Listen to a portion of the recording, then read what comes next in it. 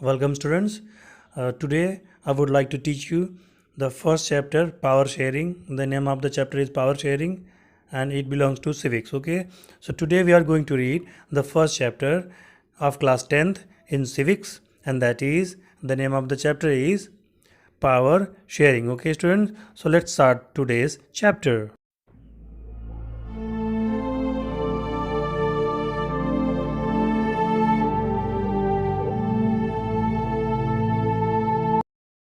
Okay, let's take the first heading, and the heading is Belgium and Sri Lanka. Okay, first of all, I would like to tell you something very important about Belgium. Belgium is a small country of Europe, and it shares the border with France, Netherlands, Germany, Luxembourg. Okay, and it has a population of little over 1 crore, and about half of the population, just like half of the population of Haryana. Okay, the ethnic composition of this small country is very complex. So, what do you mean by ethnic groups? Ethnic group means a social division based on shared culture. अगर एक ही country में कई सारे लोग कई culture के लोग रहते हैं और वो कल्चर आपस में शेयर करते हैं, ठीक है, तो वो एथनिक ग्रुप कहे जाते हैं. जैसे इंडिया में मुस्लिम्स हो गए, हिंदू हो गए, सिख हो गए, ईसाई हो गए, ठीक है, इनके लगभग शेयर्ड कल्चर हैं, तो इसी तरीके से इनको एथनिक ग्रुप्स कहा जाता है. And in Belgium also ethnic groups are there. So what kind of condition belongs to the ethnic group in Belgium? Okay, I would like to tell you.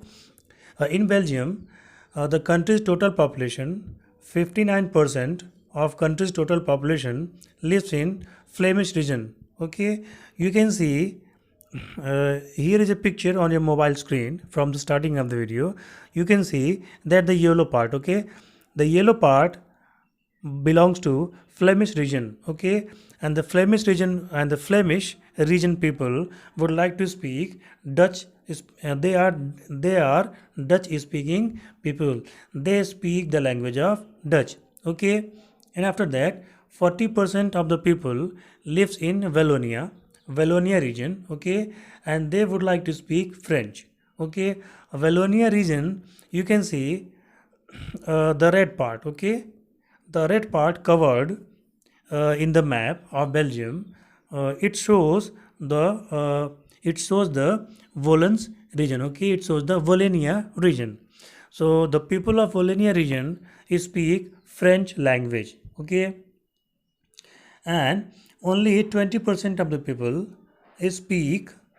Only 20% of the people of Belgium speak German. Okay, you can see in the right side, on the red area, there are lining areas with blue. Okay, lining areas with blue.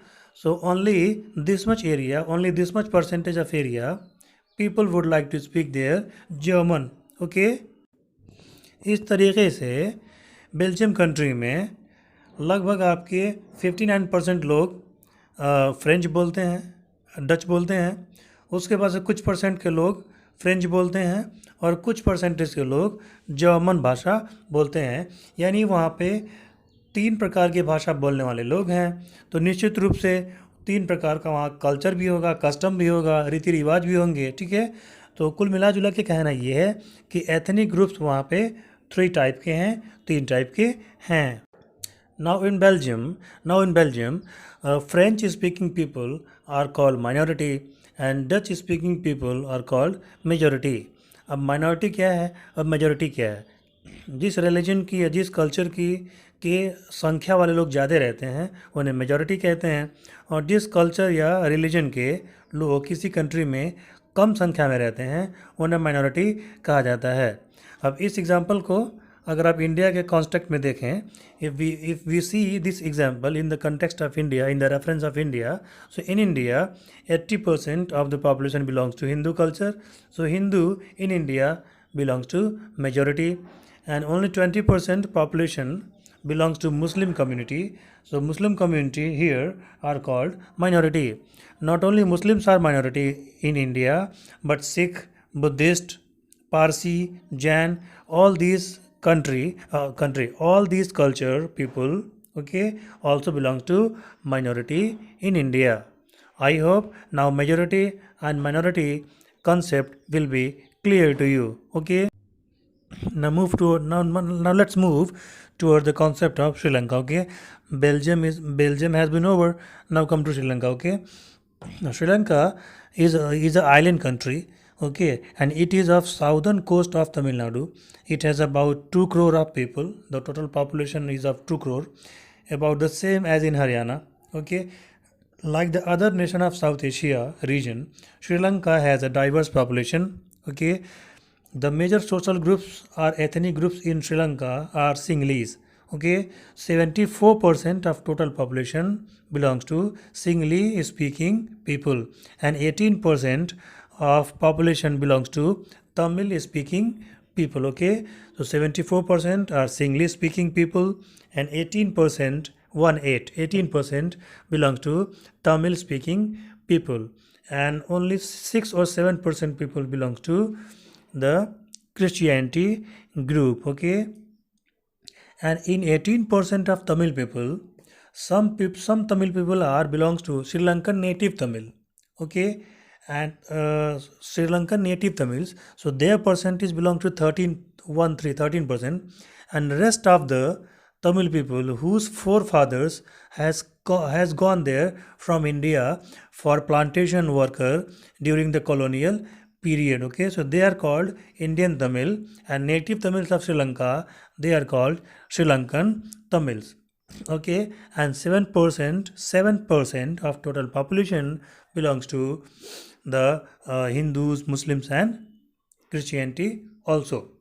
ठीक है, अब आप दिए गए picture में, दिए गए figure में जो आप येलो पार्ट देख रहे हैं, वो येलो पार्ट आपका सिंगली स्पीकिंग पीपल को शो करता है, और जो आपका रेड पार्ट देख रहे हैं वो रेड पार्ट आपका श्रीलंकन तमिल को शो करता है, और जो डार्क आपका पार्ट है, ठीक है, डार्क स्लेटी रंग का जो पार्ट है आपका, ठीक है, वो आपका इंडियन तमिल को दिखाता है, और जो हल्का सा पार्ट है, हल्का डार्क पार्ट है, वो आपका तमिल मुस्लिम को दिखाता है।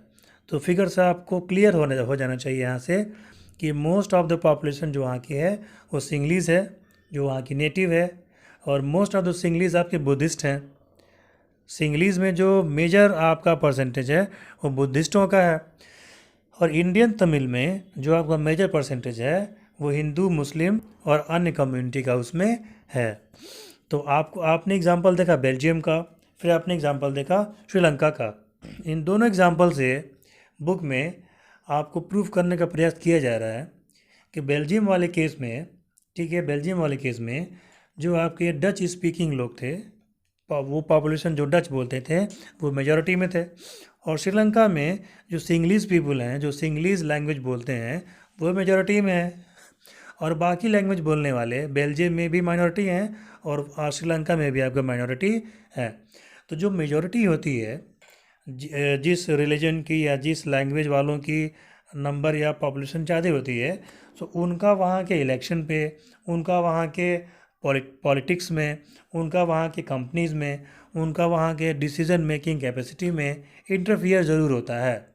और जो वहाँ की गवर्नमेंट होती है वो अपने यहाँ के जो मेजॉरिटी पीपल हैं उनका ख्याल उनको रखना पड़ता है, क्योंकि मेजॉरिटी पॉपुलेशन होने के नाते मेजर परसेंटेज ऑफ वोट्स उनसे मिलते हैं, और अगर वो डेमोक्रेटिक कंट्री नहीं है, अगर वो डेमोक्रेटिक कंट्री है तो वहाँ पे जो माइनॉरिटीज़ हैं तो उनको भी प्रोटेक्शन देना उनकी जिम्मेदारी बनती है।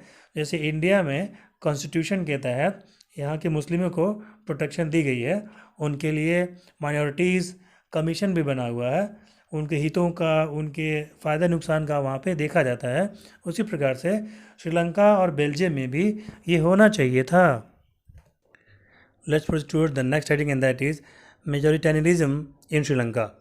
अब इसमें क्या है, इसमें यह है आपका कि 1956 में श्रीलंका में एक एक्ट पास किया गया, और उस एक्ट वो जब पास हुआ तो उसमें था क्या, उसमें सिंगलीज को श्रीलंका की ऑफिशियल लैंग्वेज घोषित कर दिया गया, और ये तमिलों को बुरा लगा। तमिल चाहते थे कि उनकी जो तमिल लैंग्वेज थी उसको भी श्रीलंका में ऑफिशियल लैंग्वेज का दर्जा मिले। उसके बाद से गवर्नमेंट ने कुछ ऐसी पॉलिसीज़ बनाई जिसमें वहाँ की सिंगलीज बुद्धिस्ट लोगों को प्रोटेक्शन दिया गया, उनको यूनिवर्सिटीज़ में, कॉलेजेस में, गवर्नमेंट जॉब्स में प्रेफरेंस दिया गया, और वहाँ का जो कॉन्स्टिट्यूशन था उसमें बुद्धिस्टों के लिए या सिंगलीज लोगों के लिए काफ़ी सारा प्रोटेक्शन दिया गया था। उसकी वजह से जो भी गवर्नमेंट वहाँ पे आई, जितने भी सरकारें बनी, उसने एक एक करके तमिल लोगों को डिसरिगार्ड करना शुरू कर दिया। वहाँ पे कॉन्स्टिट्यूशन तो था, लेकिन तमिल ये चाहते थे कि उनको सिंगलीज लोगों के बराबर राइट मिले, गवर्नमेंट जॉब का, प्राइवेट जॉब का, प्रॉपर्टी रखने का, या जो भी इशू था उनका, उनको इक्वली देखा जाए, इक्वली ट्रीट उनको किया जाए। तो लेकिन 74% पॉपुलेशन आपका सिंगलीज लोगों का था, तो उनका डोमिनेशन हमेशा रहता था इलेक्शन में, गवर्नमेंट जॉब्स में, आर्मी में, एयरफोर्स में, हर जगह उनका डोमिनेशन रहता था। तो धीरे धीरे तमिल तमिल जो पीपल थे वहाँ पे, उनमें धीरे धीरे डिसरिगार्ड आ गया। अब वो धीरे धीरे गवर्नमेंट के खिलाफ होने लगे। उनको लगा कि श्रीलंकन गवर्नमेंट उनको डिस्क्रिमिनेट कर रही है और इक्वल राइट देने से डिनाई कर रही है, पॉलिटिकली भी उनको इक्वली नहीं किया जा रहा है। जो मेजर वहाँ की पार्टीज़ थी उसमें सिंगलिश लोगों का बोलबाला था, और तमिल लोगों की अपनी कोई पार्टी नहीं थी, और तमिल लोगों की जो पार्टी बनती थी उसको हाईली रिकॉग्नाइज नहीं किया जा रहा था। इसका रिजल्ट ये हुआ कि तमिल लोग श्रीलंका में उन्होंने अपनी पार्टियां बनाई, बना करके वो उसको स्ट्रगल करने लगे, और तमिल को ऑफिशियल लैंग्वेज बनाने के लिए उन लोगों ने मूवमेंट करना शुरू कर दिया, उन्होंने आंदोलन करना शुरू कर दिया। और धीरे धीरे ये आंदोलन जब शुरू हुआ तो सिंगलिश लोगों में तमिलों के प्रति नफरत फैल गई, और तमिल लोगों में सिंगलिश के प्रति नफरत तो पहले से ही पनप रही थी। 1980 आते आते तमिल लोगों ने एक एलटीटी नाम का संगठन बनाया, जिसको तमिल ईलम कहा गया, और वो संगठन धीरे धीरे हिंसा का रास्ता अपना लिया। वहाँ पे वायलेशन करने लगे। ऐसे करके 1980 के बाद वहाँ पे सिविल वॉर जैसी कंडीशन आ गई, और वहाँ पे सिविल वॉर शुरू हो गया, जिसका नतीजा ये रहा कि हज़ारों लाखों लोग वहाँ पे मारे गए। सिंगलिश फैमिली के भी मारे गए, तमिल फैमिली के भी मारे गए। और इसी सीरीज़ में राजीव गांधी उस टाइम जो आपके प्रधानमंत्री थे इंडिया के, उन्होंने एक शांति सेना वहाँ पे भेजी थी, वो करने के लिए, मुकाबला करने के लिए, जिसका नतीजा से एलटीटीई का जो चीफ था प्रभाकरन, उन्होंने उनका मर्डर प्लान किया।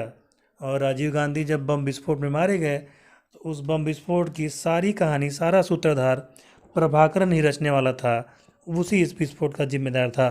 तो नुकसान दोनों देशों का हुआ।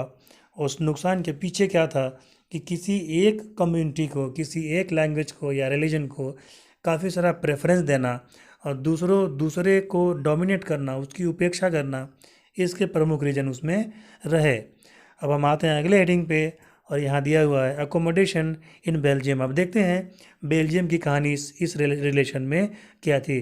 जैसा श्रीलंका में हुआ सिविल वॉर, क्या वैसा ही कुछ, वैसे ही दिक्कतें, वैसे ही प्रॉब्लम क्या बेल्जियम में भी हुए थे? आइए देखते हैं। आइए चलते हैं अगले हेडिंग पे, एकोमोडेशन इन बेल्जियम। बेल्जियम वाले ने दूसरा रास्ता अपनाया।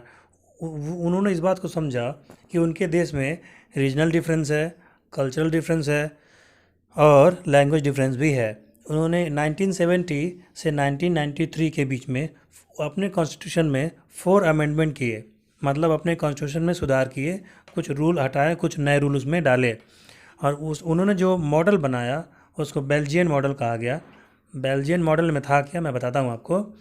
उसमें जो कॉन्स्टिट्यूशन था उसमें डचों के लिए और फ्रेंच लोगों जो डच भाषा बोलते थे और जो फ्रेंच लैंग्वेज बोलते थे, उनके मिनिस्टर्स के लिए अलग अलग बना दिया गया। ठीक है, सेंट्रल गवर्नमेंट में दोनों प्रकार के लोग थे, यानी डच स्पीकिंग वाले भी थे और फ्रेंच स्पीकिंग वाले भी थे।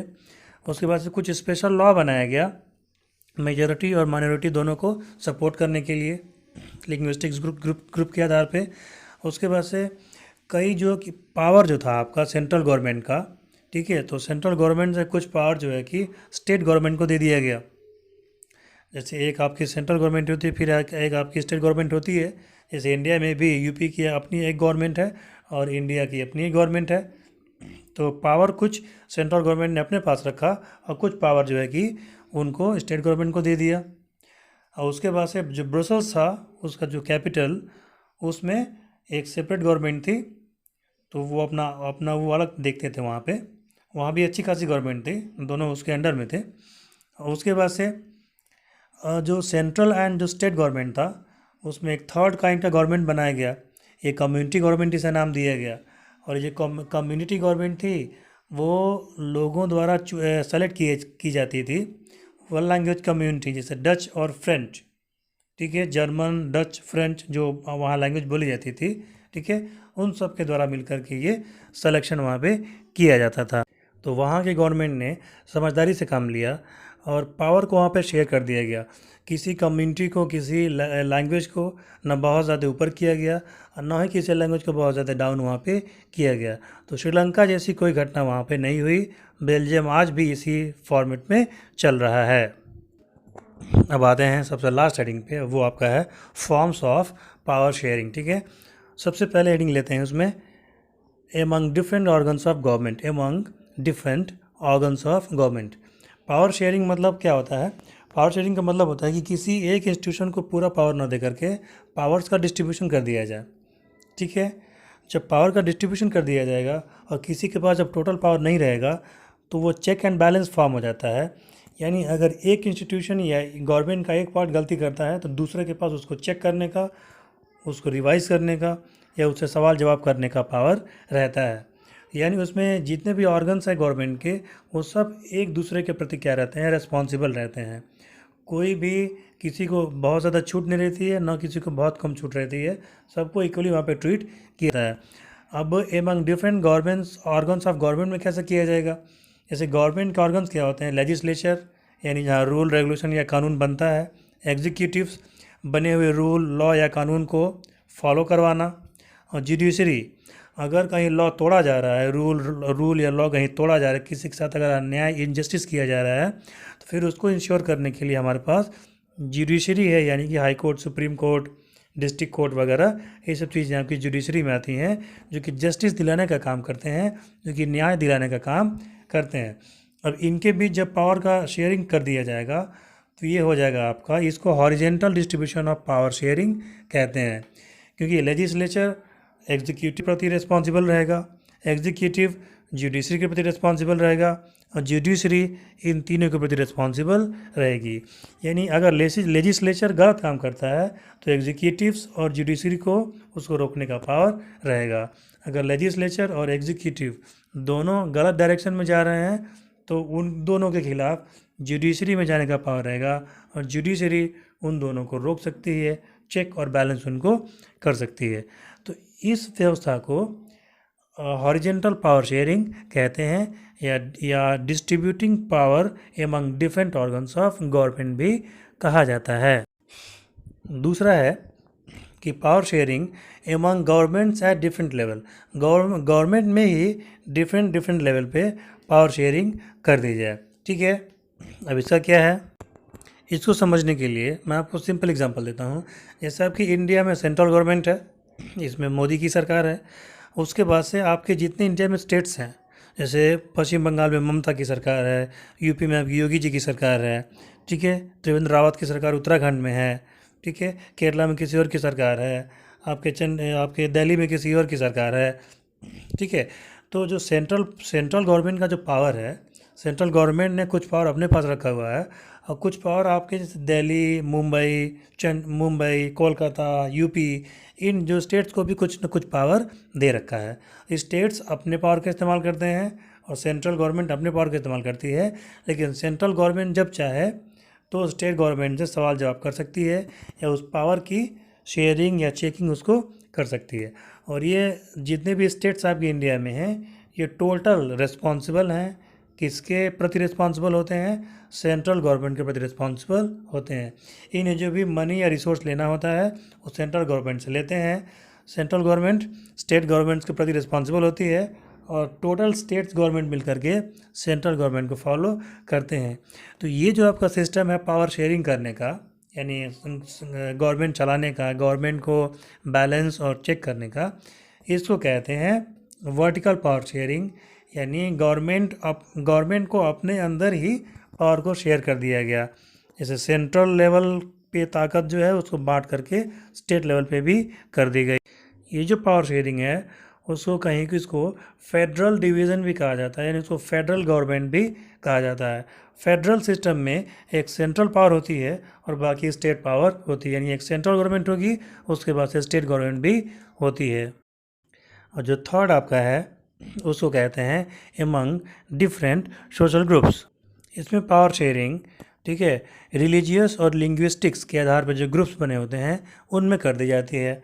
और इस प्रकार से एक गवर्नमेंट बनती है जिसको कम्युनिटी गवर्नमेंट कहा जाता है, जैसे बेल्जियम में था। ठीक है, ये बहुत ही अच्छा एग्जांपल है अरेंजमेंट का। इससे कोई भी रिलीजन के आधार पे, लिंग्विस्टिक या लैंग्वेज के आधार पे कोई कभी दिक्कत का सामना करना नहीं पड़ता है। इसके लिए कॉन्स्टिट्यूशन में कुछ कॉन्स्टिट्यूशनल और लीगल अरेंजमेंट्स आपको करने होते हैं, जिसमें सोशल रूप से जो वीकर सेक्शन है, ठीक है, उसमें मैन वुमेन जो भी हैं, तो उनके रिप्रेजेंटेशन के लिए, ठीक है, उनके तरफ से भी कोई रिप्रेजेंट करे पार्लियामेंट में या गवर्नमेंट में, उसके लिए लेजिस्लेचर और एडमिनिस्ट्रेशन में, लेजिस्लेचर में वो रिप्रेजेंट करें या एडमिनिस्ट्रेशन में रिप्रेजेंट करें, ठीक है, उसके लिए पूरी व्यवस्था की जाती है। और आपके अपने इंडिया में इसका एक एग्जांपल मैं आपको देता हूँ।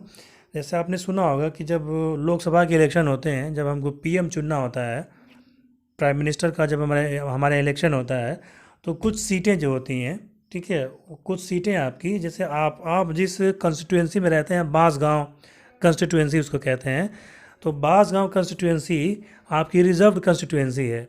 यानी यहाँ से एससी एसटी ही का उम्मीदवार ही का कैंडिडेट ही चुनाव लड़ने के लिए उठ सकता है, कोई जनरल कास्ट का यहाँ से नहीं उठ सकता। तो ये व्यवस्था किस लिए की गई है, ताकि एससी एसटी के लोग, यानी कि कम्युनिटी के लोग भी, ठीक है, लोकसभा में, पार्लियामेंट में, जुडिशरी में, लेजिस्लेचर में आ सकें और आ करके जो सोशली वीकर सेक्शन है उनका सोशली वीकर वो ना रह कि वो भी स्ट्रांग बने और सोशलिज्म आए आपकी व्यवस्था में, और सभी सोशल या सभी रिलीजन में या सभी लैंग्वेज के आधार पे कोई इनइक्वलिटी ना रह जाए, सभी जगह इक्वलिटी रहे।